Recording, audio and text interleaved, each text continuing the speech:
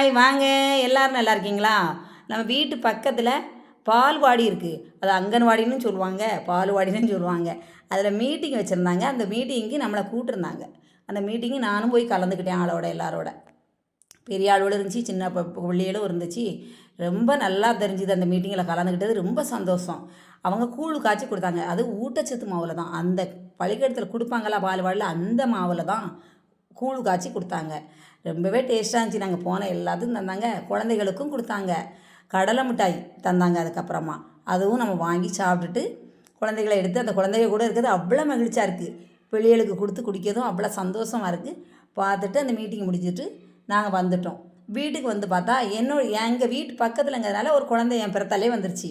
அந்த குழந்தை வந்து என்கிட்ட இருந்து நல்லா சத்தம் கொடுத்துட்டு இருந்துச்சு. ரொம்ப சந்தோஷமாக இருந்துச்சு அந்த குழந்தைய பார்த்தோன்னே. ரொம்பவே மனசுக்கு மகிழ்ச்சியாகவும் இருந்துச்சு.